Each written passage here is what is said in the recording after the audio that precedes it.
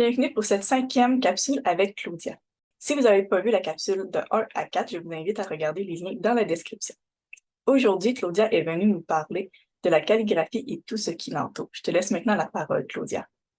Merci Chantal. Je suis vraiment heureuse de te retrouver pour cette 5e capsule qui va être vraiment très intéressante sur la calligraphie. Alors, notre petit plan du jour aujourd'hui, juste une petite mention aussi qu'aujourd'hui, je vais beaucoup parler en tant qu'ergothérapeute en milieu scolaire, entre autres, donc avec ce chapeau-là.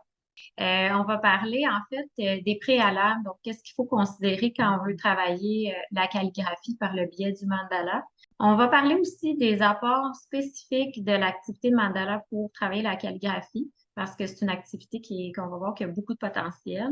Je vais aussi parler des types d'écriture et des paramètres d'écriture qu'on peut travailler via le mandala. Puis surtout, je vais te laisser la parole aussi, Chantal, pour que tu nous montres plusieurs exemples là, des activités possibles avec le mandala en lien avec l'écriture. Écoute, je vais te parler d'abord des préalables. Je trouvais important de mettre ce point-là en premier parce que, en fait, à la dernière capsule, on a parlé de la motricité fine. Donc, c'est un peu la continuité, si on veut, parce que quand on veut venir travailler la calligraphie par le biais du mandala, il y a certains prérequis qu'on doit considérer que, par exemple, l'enfant en face de nous a. Je pense, par exemple, à une bonne dissociation des doigts parce qu'on veut venir travailler avec en précision, finalement. Puis dans la capsule sur la motricité fine, je parlais de l'importance aussi entre stabilité et mobilité, c'est-à-dire avoir une bonne stabilité proche du corps pour être capable de faire des petits mouvements des doigts aussi. Donc ça fait partie des préalables euh, qu'on veut que notre enfant ait là, quand on veut travailler la calligraphie. Il y a également là, l'utilisation complémentaire des deux mains. Tu sais, quand je pense à la forme déjà du mandala, c'est circulaire. Si je veux pouvoir faire, par exemple, mes petits motifs tout le tour, ben, je dois être capable d'utiliser mon autre main pour venir tourner mon papier, par exemple. J'ai aussi intégré là-dedans la coordination œil-main parce que quand on pense par exemple, si on donne à notre enfant des exemples de type de doodling ou de type de forme à répéter, il faut être capable d'avoir une bonne coordination œil-main. Donc, d'être capable d'accorder ma vision puis mon geste moteur. Donc, ça aussi, ça fait partie des préalables. C'est sûr qu'il faut considérer, puis ça recoupe aussi le type d'écriture, mais le niveau développemental de l'enfant.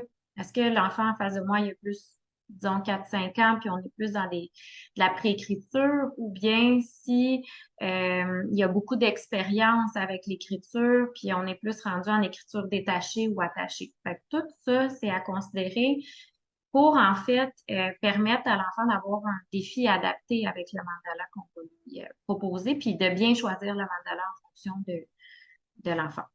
Maintenant, les apports spécifiques du mandala. Ben, en fait, le mandala, on l'a déjà abordé, mais c'est une activité qui est d'une part super ludique, qui donne un magnifique résultat que l'enfant peut afficher dans sa chambre, peut accrocher dans la fenêtre, peu importe. Donc, c'est vraiment très significatif. On est dans le plaisir, on est dans le ludique. Donc, puis il y a de multiples possibilités aussi, comme on l'a nommé dans nos autres capsules. T'sais, on peut le choisir aussi pour avoir un objectif de gestion des émotions, ou ça. Donc, c'est vraiment une activité qui est hyper significative. Donc, ça, c'est pour les apports spécifiques du mandala. Puis tantôt, on va voir aussi différentes façons d'adapter là, ce qu'on propose, le mandala qu'on propose à l'enfant. Maintenant, au niveau des types d'écriture, je l'ai déjà nommé, mais on a des traits, on va les voir tantôt, mais on a des traits plus de niveau préécriture. On va en avoir aussi d'écriture détachée, qu'on dit l'écriture script, et l'écriture attachée, donc l'écriture cursive. Donc, ça va peut-être changer aussi le type de trait qu'on va proposer à l'enfant. Finalement, ben, ce qu'on peut travailler par le biais du mandala au niveau de la calligraphie, c'est plusieurs des paramètres d'écriture. Qu'est-ce que c'est ça? C'est ce qui va faire en sorte qu'une écriture va être lisible, finalement. Puis pourquoi mon écriture, elle est lisible? Ben, d'une part, parce que j'ai une fluidité dans mon geste. Donc, ça, c'est un premier critère là, qui va soutenir la lisibilité. Ensuite de ça, la proportion. C'est sûr que, disons, un enfant qui apprend à écrire ne va pas se soucier de l'espace disponible, mais plus il avance dans sa scolarité, plus il doit s'adapter à la petite interligne, tout ça. Donc, plus on va vouloir travailler la proportion des traits. L'espacement, ben ça, tu sais, par exemple, si j'écris une phrase et j'ai tous les mots collés, ben je serai pas en mesure de lire. Donc, d'avoir un espace constant entre les mots, ça aussi, dans le fond, m'apporter une meilleure lisibilité. Puis, c'est une composante qu'on peut travailler dans le mandala. J'ai rajouté 2 points aussi, l'alignement. C'est sûr que si j'écris j'ai une interligne, puis je suis pas finalement mon interligne où j'écris à l'extérieur, ben ça va être moins lisible. Fait que ça aussi, c'est des choses qu'on peut travailler avec le mandala, par exemple, si je suis le contour en faisant mon motif. Puis finalement, ben la pression, si on va en parler, mais la pression sur mon crayon, des fois, ce qu'on va voir, c'est des enfants qui appuient trop fort, pas assez fort, tout ça. Fait que tout ça, on peut aussi le travailler par le biais du mandala. Ce qu'on peut voir là, dans la première rangée ici, c'est des traits qu'on appelle des traits de préécriture ou les premiers traits, en fait, que l'enfant apprend, si on pense à la ligne verticale, horizontale, le cercle, puis la combinaison, la croix, les diagonales. Tout ça, tout l'apprentissage de ces traits-là soutiennent finalement l'écriture script aussi, l'apprentissage des chiffres, de l'écriture des chiffres, tout ça, et des formes. Donc, ça va être une première étape. Ensuite de ça, si on va plus vers l'écriture attachée, là, il y a certains enfants qui l'apprendront pas, mais quand on a un enfant qui apprend des lettres attachées, ben on a aussi certains traits ici, le saut, la, la boucle, la vague, donc le petit bond ici. Donc ça aussi, ça va être des traits qu'on va pouvoir travailler à l'intérieur du mandala d'une façon qui va être encore plus motivante que des façons traditionnelles. Les exemples assez communs qu'on peut trouver, par exemple, sur Pinterest ou ailleurs, où on travaille la graphomotricité, mais de façon un petit peu plus statique, moins ludique. Alors, dans le mandala, ça va être beaucoup plus motivant. Ici, je voulais juste montrer un petit exemple de la façon dont on peut travailler les proportions. Si je regarde le mandala qui est à gauche, on a beaucoup plus d'espace, disons, pour un enfant qui apprend à écrire, qui n'est pas encore rendu dans les interlignes, tandis que à droite, on a beaucoup plus petits espaces. Donc, c'est un petit exemple pour montrer que le choix de mandala qu'on va faire à l'enfant a aussi un impact.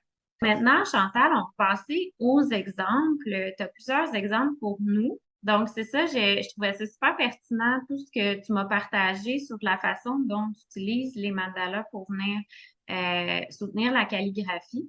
C'est ça, Chantal, je ne sais pas si tu peux nous en parler un petit peu plus de la façon dont tu as procédé ici, notamment pour travailler la pression sur le crayon.